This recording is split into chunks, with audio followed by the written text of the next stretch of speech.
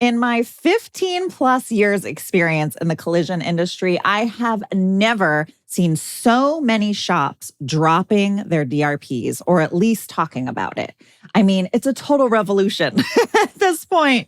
So if you are one of those shops, or if you're even thinking about getting rid of your DRPs, I think today's going to be great for you. I asked my friend Drew Plischke from Gold Coast Auto Body out in Illinois to come on the show because at Gold Coast, they decided a while back to drop all of their insurance company partnerships. So he's going to talk about what they did then and what they're doing now. So you might think about what you could do if you're thinking about getting rid of all those insurance company relationships. Kind of crazy, right? Wow, talk about times are changing. Stay tuned. Welcome to Body Bangin', your podcast for all things body. Auto body, that is. And now, introducing Body Bangin's host, Mickey Woods of Mickey Woods Marketing. Mickey is a former auto collision center owner and is now a marketing and business development expert to shops across the globe.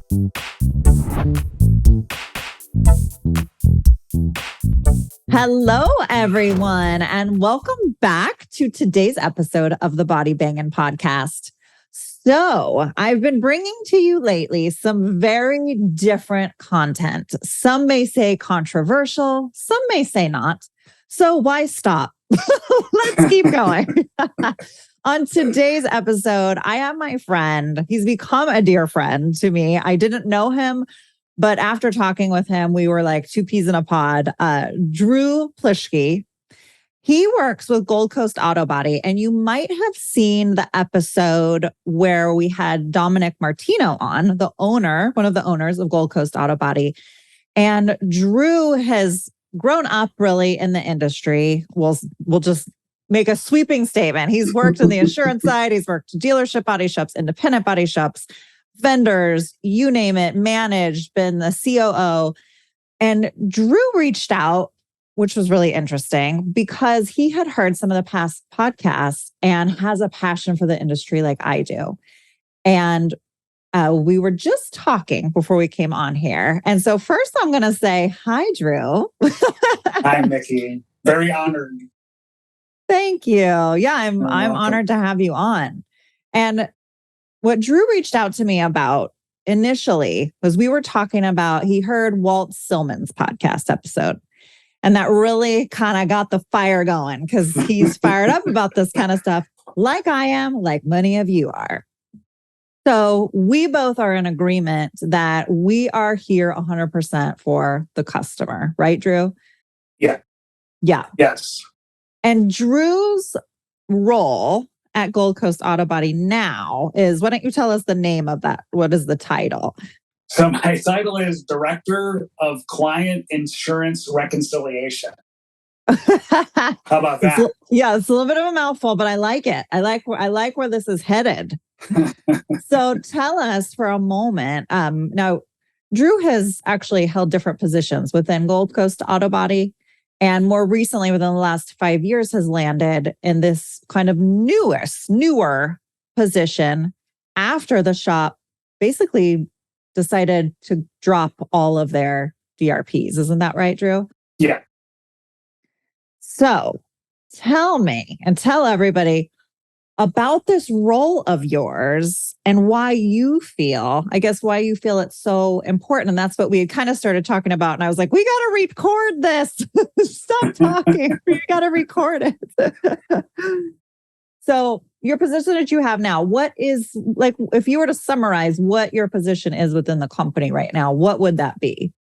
So I am a liaison between our clients and their insurance carriers as it relates to under-indemnification and a loss. Okay. So you are assisting your customers when they come in, because if you didn't watch the episode with Dominic, one of the owners, Dom, basically what they're doing at Gold Coast Auto Body, and correct me if I'm wrong, Drew, but You're not a DRP. You Correct. Let people know ahead of time, we're going to repair your vehicle per the OE specifications. Your insurance company will potentially pay part of that. Correct. Probably not all of it. You guys are very upfront when somebody comes in, right? You have to be. You have to be upfront, or we're not doing a service to the consumer. Totally. Right. So yes, we're letting them know up front that, hey, our commitment is to you. Right. And our commitment is safe, proper repairs, practicing manufacturers' processes and procedures as certified and trained. Mm-hmm. And that we're vested in making sure that customers' expectations are met and that we limit the diminished value of their vehicle. 100%. And oftentimes that does not align with an insurance settlement. Correct. And many different factors. Mm-hmm. But that's, the opening communication that we're having with our clients. And I can tell you, Mickey, it only works if you are who you say you are. 100%. And just for anybody listening that's like, Gold Coast, big whoop, who's that? I don't know. Gold Coast has been around for a very long time and is a hugely successful shop. I mean, you guys are a powerhouse. They've got, crazy square footage. What is it, like 60,000 square feet on a city block? I mean, the place is a compound. It's like, it is a compound. It's massive. Yeah. It's massive. And they're doing incredible numbers, take care of their employees. I mean, you're living it's like the body shop dream. If we could all have a dream of what a body shop would be, right? Something like this would be fairly close. We're always creating better versions of ourselves, Mickey. And I love that. We are. Yes. So number one, being upfront with the customer, with the guest is so, so important. And I feel like we've been hearing this now as a common theme, but letting them know that insurance potentially is not going to cover this. But I think what happens, Drew, that I'm seeing as I'm talking to shops is because we do what we do every day, we have a tendency to become calloused to something that's actually so important. We become callous to the fact that there is a proper way to fix this vehicle. And we got to send this person, we got to send a family out in this vehicle. And we need to feel good about that 100%. Yes. I think that we have become callous to that. Just in the industry. It's not all of us, but I think, we get used to doing what we do and we forget the power of fixing that vehicle properly. And it requires full buy-in, not just from the person saying it to the customer when they arrive, not just for the owner, but for the entire team to be bought in on this notion. Don't you believe that? 100%. 100%. And I think that, I can justify that through being, the operations officer. You have to instill processes inside the shop to, accomplish that. And you have to build that culture starting from your blueprinters and your disassembly techs to your A techs, to your paint techs, to your porters, to your detailers. I mean, it's got to be something that goes through the whole entire facility. Yeah. Or you're gonna run into snags. And look, do we run into snags? We run into snags. I'm sure. We're human, right? So, right. But I can tell you that I could never do what I do without the trust of them. Does that make sense? Yeah. I do most of my work, Mickey, from home. I'm in my home office right now. Nice. Right. So I'm not blueprinting cars. Right. I'm not pulling procedures. I'm not. The reason that I did that was because I was getting so stressed out of stepping away from operations and so proud of what I had installed that I couldn't be 100% into what I'm doing now with being there, seeing that going on. Yeah, right? I'm sure. Right. So early on in this change of my position, I was having a lot of struggles because I was torn. And it wasn't until we had that conversation and they let me step away from the shop that I really dove in to this. You know, when I get a hold of a consumer, we already know that, you know, our blueprint is not aligning with settlement. Right. So when you step away from being at a direct repair facility and you're getting now pushback from the carrier, you need to develop some kind of plan or strategy that gives you peace of mind that you can continue to strive as a business, but also sustain. Yes. And I want you to know that the biggest finding that gave us the most peace of mind was the Illinois Collision Repair Act. So remember that I can only speak thoroughly about what goes on in Illinois. Right. Okay, but I also want you to know that I'm finding out more things by being associated with Mike Anderson's, the Robert McDormand's, the Burl Richards, the Jerry McNees, the Barrett Smiths, Yeah, the Patrick McGuires, the Todd Tracy's of our industry, and that most states have legislation or oversight of the industry that we are performing these jobs. And when I got my hands on the Illinois Collision Repair Act, which I want you to know is not a large document. Okay. Okay. Compared to the other documents that I've educated myself in, which is the administrative codes and the legislation that's written for insurance carriers that choose to do business in the state of Illinois. You know, those are much larger documents. So now your role that you took on, part of that role is to know the legislation. And is that so that you know that you're repairing the vehicle properly? Is it so if it gets litigious, you guys know where you stand? Tell me more about that.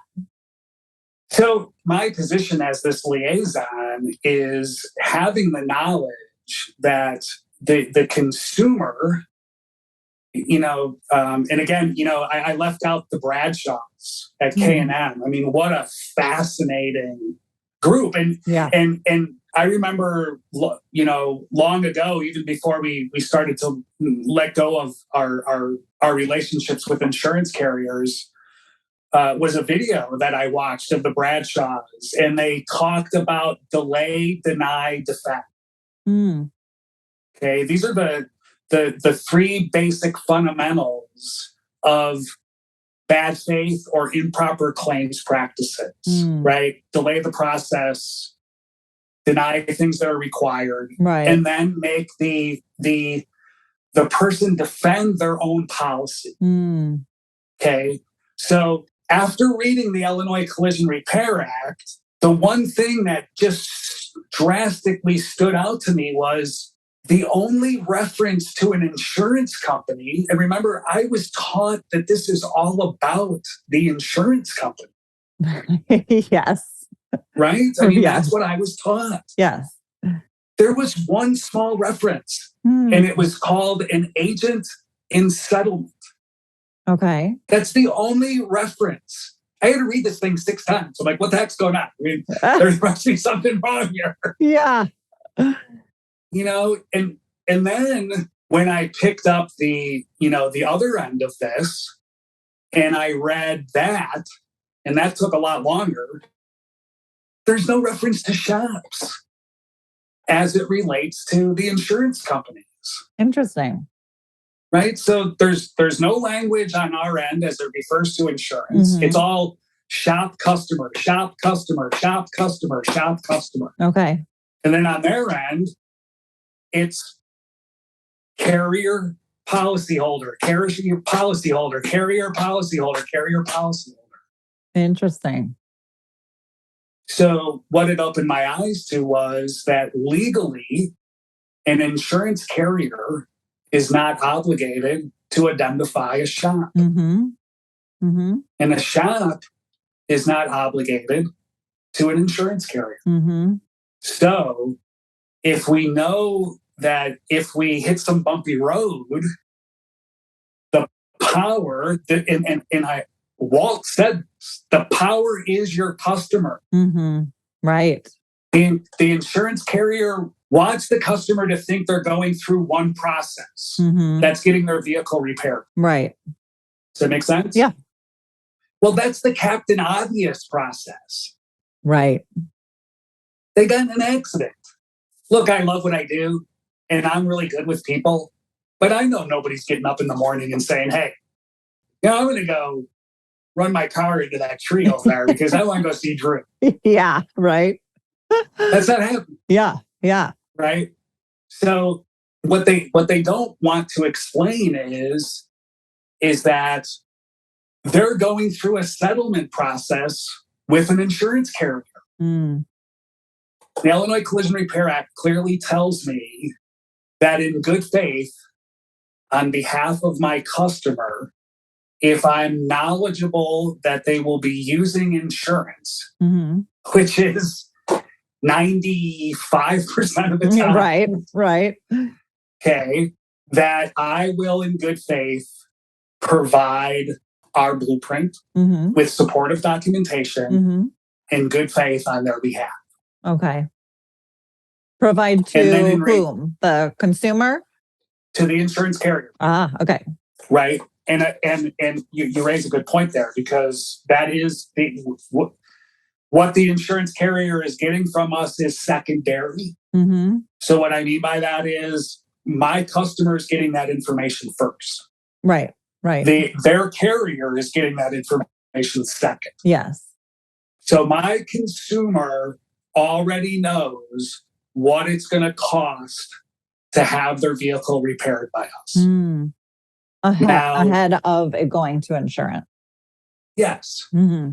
They also know that we will not move forward with repairs until we hear back from their carrier. Okay. Okay. Now a carrier comes back with an offering. Let's just say is $2,000 short of blueprint. Okay. Okay. What I will do is I will go through the settlement. Mm-hmm. And often there are things like scans and calibrations that they would like us to provide invoices for, Mm-hmm. alignments that they'd like us to provide invoices for. Right. Secondary vendor items outside of parts. Okay. And we will, in good faith, make concessions on behalf of our client Mm-hmm. to show the carrier we are willing to work with you to reach an agreed repair cost. Right. Okay. And then I will send an email out to the insurance carrier in good faith on behalf of my client, showing the points of variation between blueprint and settlement. Okay. And it's a bullet, right? It's a bullet point email. Okay. So it's saying, something like, body labor and rate shortfall. Gold Coast Auto Body, 30 hours, XYZ insurance carrier, 20 hours. Right. Right. Rate $60, rate $54. Right. And then we'll go to paint. And then we'll go to mechanical. Okay. Right. And then we'll go to if things were left off. Right. Right. Of course. So let's just say, there's parts that have been left off. Right. Yes. And then we'll clearly say that, overlooked or denied parts, processes, and procedures. And then we will say lines referring to our blueprint lines. Okay. Right? Line 6, line 10, line 12, line 48, line 62, line 107, line 175. Then we'll say something like alternative parts don't reach customers' expectations of repairs. will say reconditioned wheel does not reach customers' expectation of safe, proper repairs. And because you already went over this with your customer, you can clearly then state that as a pseudo advocate for them. Absolutely. Yes. Okay. The last paragraph, we quote in Illinois the 91950 statute as it relates to bad faith or improper claims practices. And really all that's really saying is if it's the policy and procedures and guidelines of the carrier that are not allowing us to reach an agreed cost, this is your requirement to your client. Right. And that would be a written explanation based on policy limitations.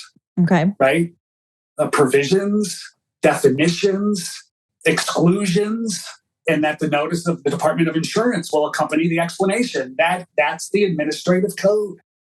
This is not something that Gold Coast made up. Right.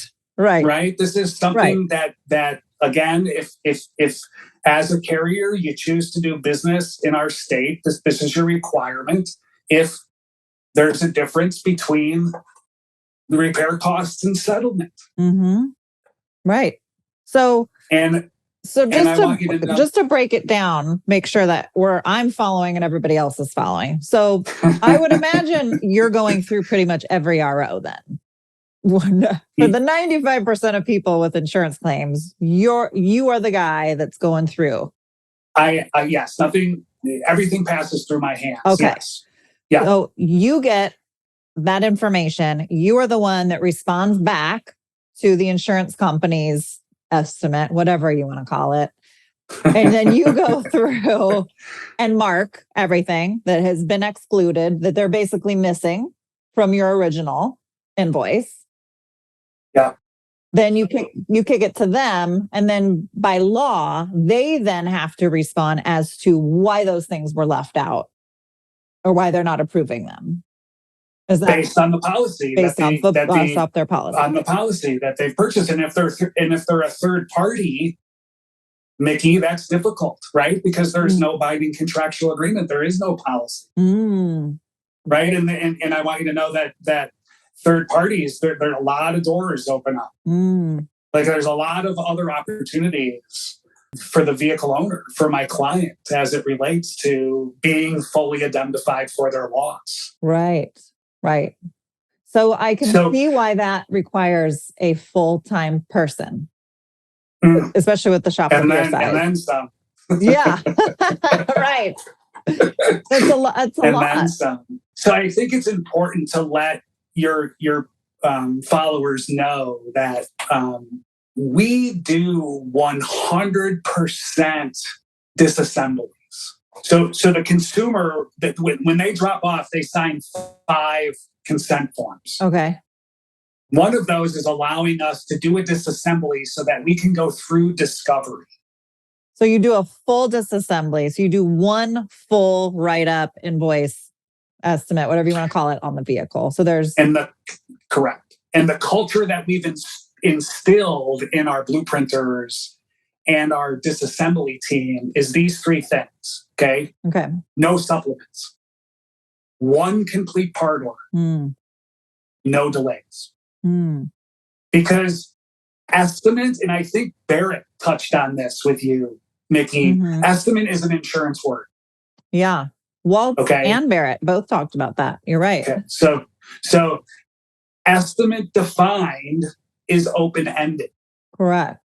Okay. I don't want to be open-ended with my client. Yeah. The client has given me the opportunity to do this disassembly and this discovery. I want to know down to the last rivet and fastener what's required. Yeah. To put this car back in the position that it was before the loss. Because if I didn't, then my process would be very difficult. Does that make sense? Yeah, absolutely. Yeah. It opens up for a lot of then back and forth, which is what we see or Mosha, goodness gracious. which is just the game of, well, I say this, well, I say this, well, then I say this, well, then I say that. And it's like, and everybody's exhausted, everybody's worn out. And we have burnout central in the collision industry right now because of all of the games and the frustrations. And I think that's a great point because, COVID taught me, stop defending, Drew. Stop defending. Stop arguing.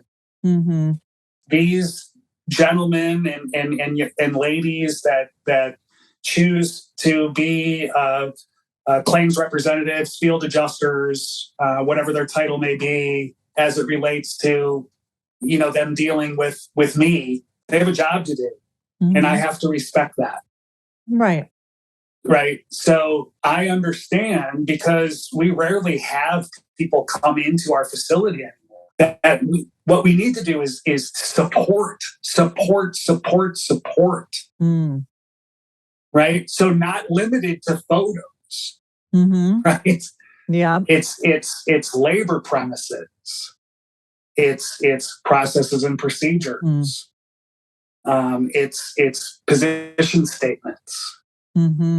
I've literally had insurance carriers say to me, "Did you really expect me to look at all 100 of those documents?" Right. I mean, you're like, yes, actually. My people didn't take the time to supply them to you. For you to wipe your hiney with them. Yeah. I mean, I get it. I'm going to interrupt this podcast for just one quick second, because a lot of people wonder, Mickey, what is it that you even do besides host a podcast? Well, I do marketing, and really the biggest thing that I do is help you drive more traffic to your business. And not even just more traffic, but consistent traffic to your business. As a former shop owner, I know how important that is. So if that's something you're interested in, or you just want to talk about marketing or developing your business in general, feel free to reach out. You can visit collisioncentermarketing.com. There's a calendar on there, and you can just book a time that works for you, and we'll set up a phone call. Or you can email or call me, and my notes are down in the description of this episode.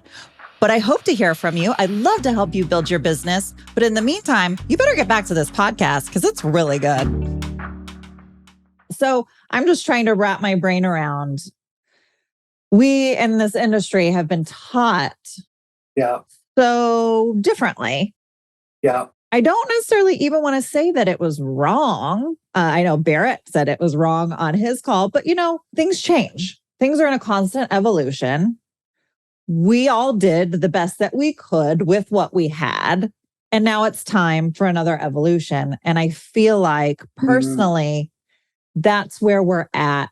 And there's a lot of shops choosing to change and do differently and having great success with it, like your shop, for example. And there is a lot of time. So the pushback that I got from Barrett's episode and Walt's episode, and probably we'll get for your episode as well, and Clay, a buddy of mine, he's going to do one, that everybody's going to say, Mickey, we're just limited in time. This all sounds good, but we only have so many hours in the day. We're already so slammed busy with everything that we're doing. And now we've got to pull all of this and do all these procedures and email them to the insurance company. It's like you are one guy who has been set aside to just do this. Not many shops are structured to be able to do such a thing. I mean, God bless. I think it's amazing, but there are a lot of shops that can barely find a decent porter, let alone somebody that's going to be talented enough to be able to do this, right?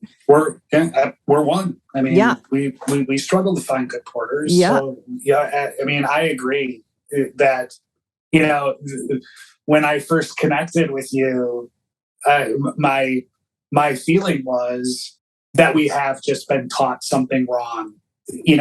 Look, I've always been pro customer, always. Yeah. And that comes from, my first boss. Mm-hmm. I mean, so when direct repair showed up, so understand, Illinois and Chicagoland are the birthplaces of a lot of stuff in our industry.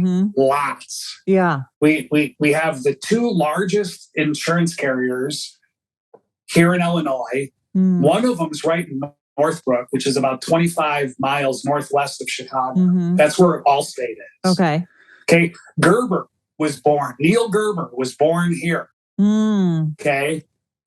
Neil Gerber was the first research and development behind direct repair. It's a hot spot. It's the hub. It's just a lot of stuff has been born here. RecChex has been born. Icon, a major paint company bringing their product direct to the industry. TechCore is here. So, a lot of stuff has been born here. But when direct repair hit the mainstream, I thought that it was pro customer. Nikki, I was like, oh my gosh, I don't have to wait for people to come and look. I can get right into the repair. Absolutely. And, I felt that way and really until the technology in the car shifted. Well, and maybe that's what this has kind of spawned, this new awakening, if we want to call it that, is because of the shift in vehicles. Because, well, we know insurance has shifted in the way that they've done things. They're much more strict than they were before. But I think, to your point, a lot of that happened on their end because they saw how much money they were paying out for all these high-end technological ADAS equipment, all this other kind of stuff that costs a small fortune. So to minimize their outlay, I think things shifted because I agree with you. When DRPs first came around, and I was in the industry, had my shop like 15 years ago, and I loved, for the most part, my DRPs that I had were wonderful, and they did make things so much easier. And it was very pro customer. It was wonderful. I got my checks quickly. We weren't waiting on parts. We weren't waiting for adjusters to come out. I mean, it was really wonderful. But yet fast forward to here we are, and literally almost every day of every week, I have shop owners that are just beyond frustrated with the insurance relationship. Yeah. And the payment and getting paid and the communication. Yes. I mean, it's just, we could kind of go on and on here. And it's because they've stepped away from, the one thing that I've noticed the most that they've stepped away from is, is that support, right? You used to be able to, hey, let's check out the P pages here. And, it's clear that that's a non-included operation, so you owe it, right? But now they don't care about that stuff. You can support your blueprint with all kinds of documentation. And this is the hurdle that our industry goes through: usual and customary. Prevailing price, workmanship-like manner. And it unfortunately all comes from these referral programs, these insurance industry referral programs, contracts. They're hurting us. They're suppressing us because those things that they say are us. Usual and customary is us. Right. Yeah. Right. So if I want to get on the phone and argue usual and customary, then I really should be standing in front of other shops. Your peers, right. My peers. And I want you to know that, that took me some time to learn, right? Because I was like, oh no, it's the insurance company. Yeah, right. And it's not. Well, do you feel like, because you guys have been doing this for a while, and like you said, I think you got rid of your DRPs 5 years ago. So you've had time to kind of sift through this, sort through this, your position developed. I'm sure it's been a bit of a rocky road, but you got to go through the bumps to get to where you want to go.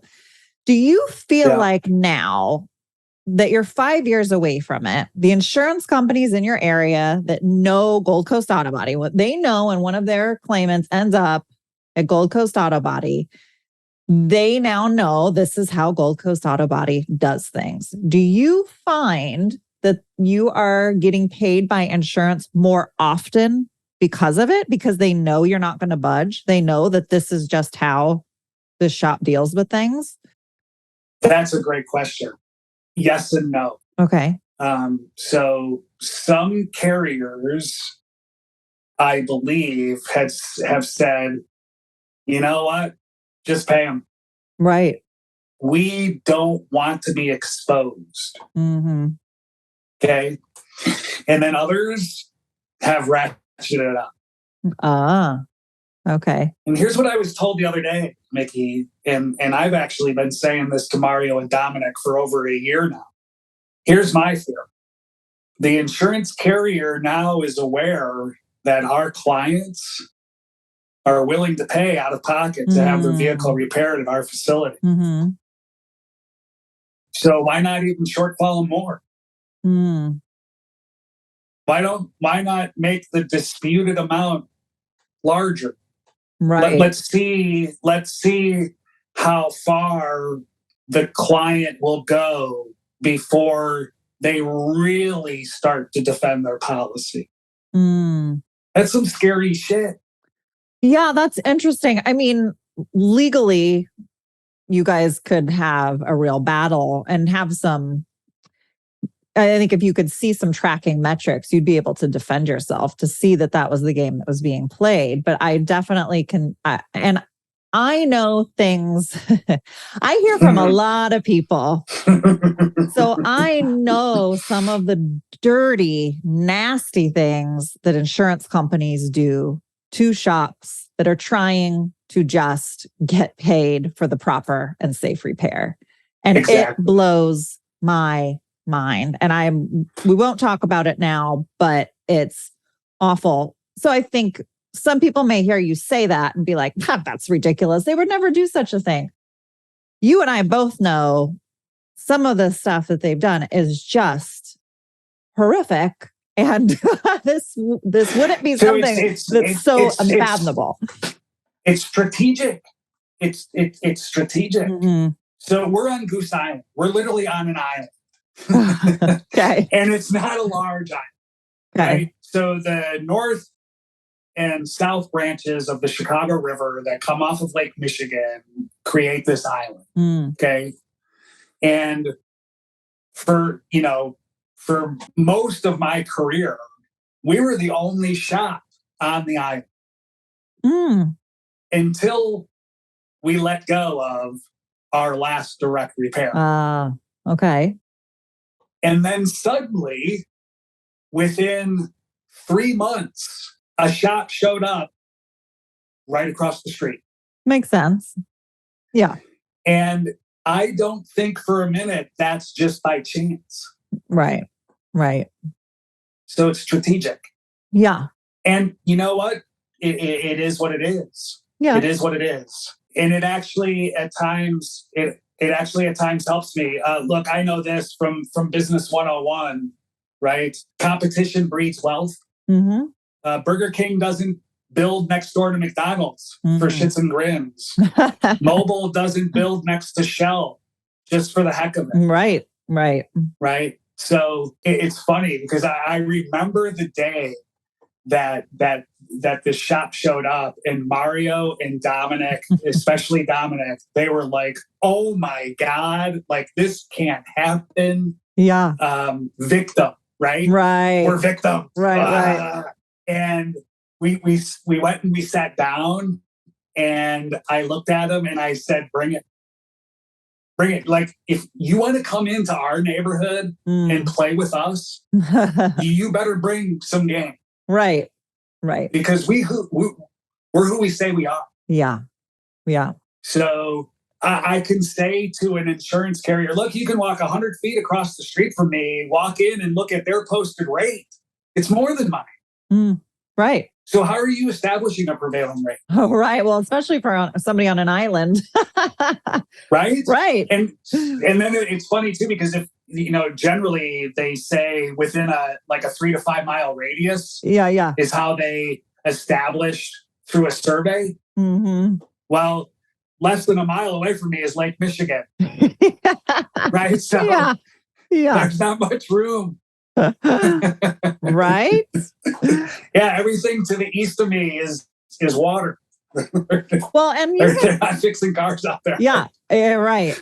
I don't think so. You had said something earlier that I agreed with, that oftentimes some of the statements of what we're talking about come off as anti-insurance. And that's not who I am. I have beloved people. I mean, seriously, some of my best friends are in the insurance world. I love them to death.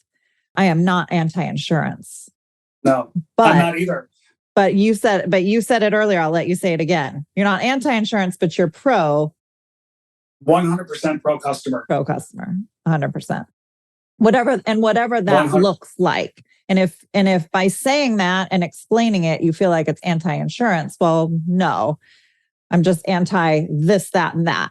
I'm pro this, that, and that. So I don't think putting the label on it, anti-insurance, I feel like that's kind of, I don't know. We all need it. We all need it, Mickey. We all need insurance. Absolutely. Right?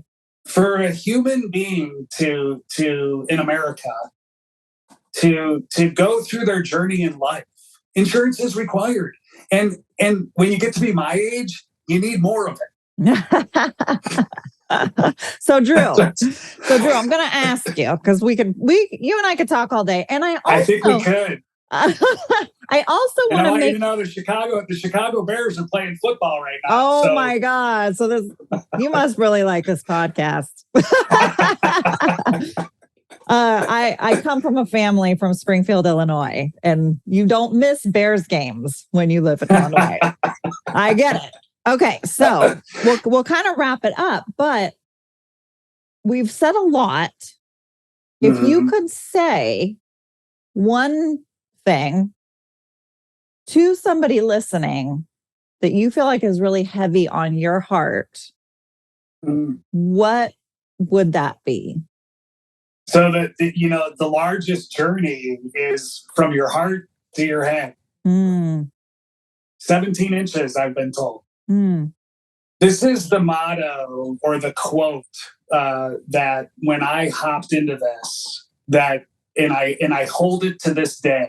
So this is what I would tell people from my heart. It's what you know after you think you know everything.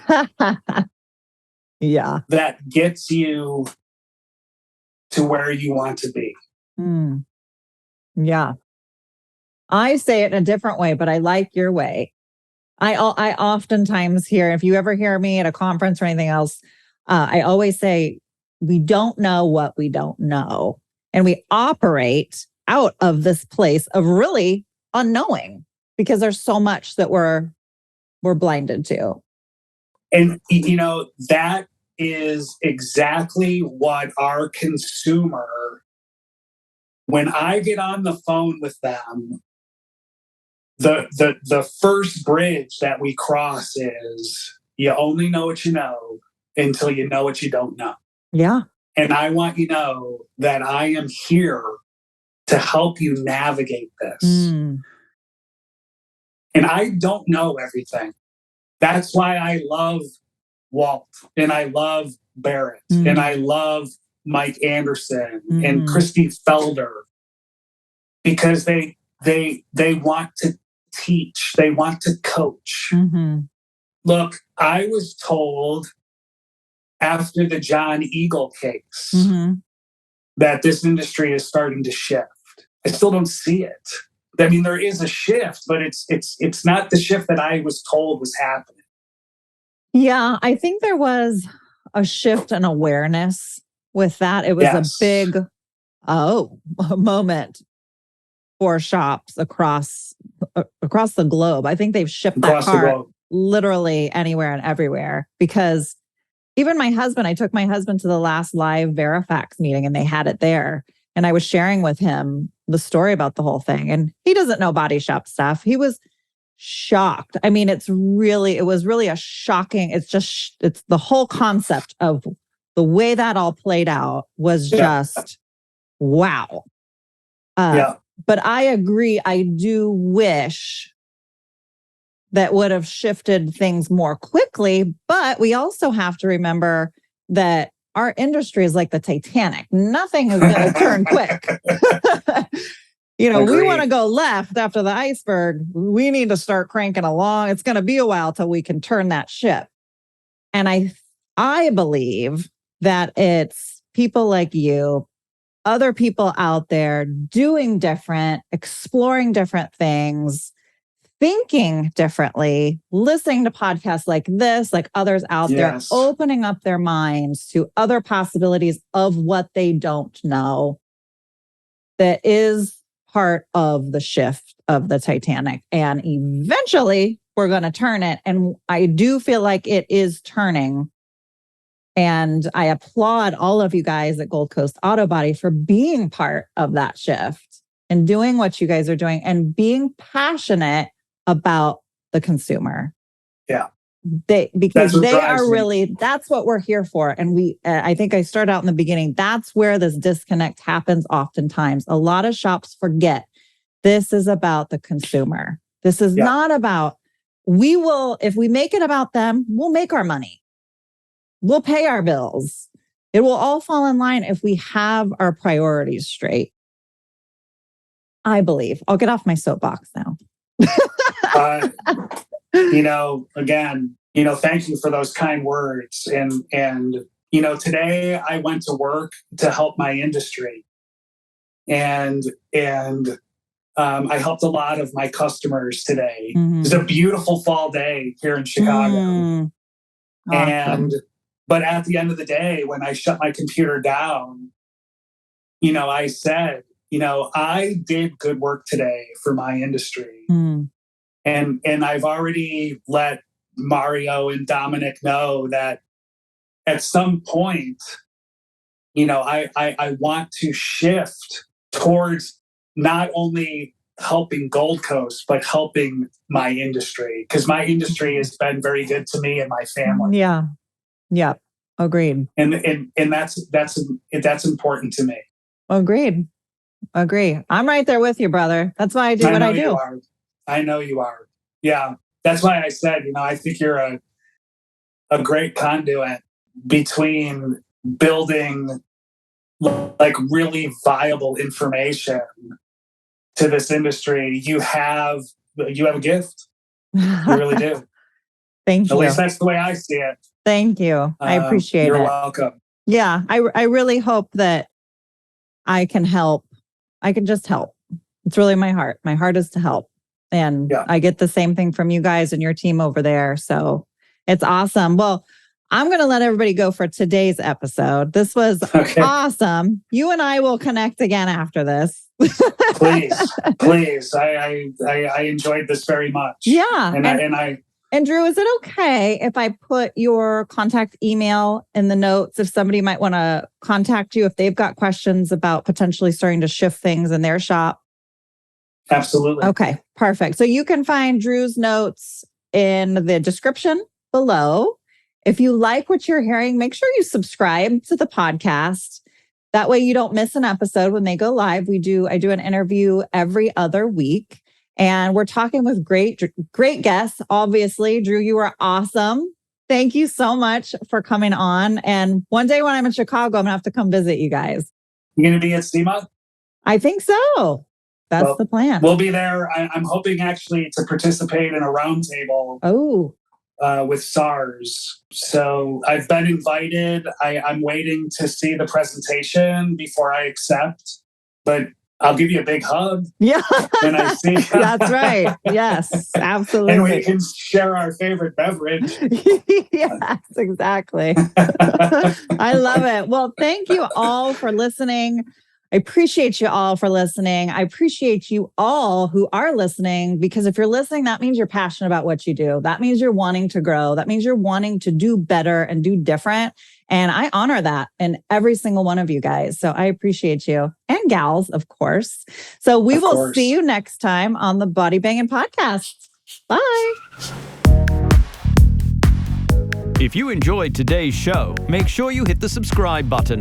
We have some incredible topics and guests coming your way you will not want to miss. If you are watching on YouTube and don't want to miss the latest and greatest, you'll want to hit the bell after subscribing, so you will get a pop-up each time a video podcast goes live. To our devoted fans, would you mind paying it forward and sharing this little gem with someone else you think may benefit from it? Much love from all of us here at Body Bangin', all things auto body.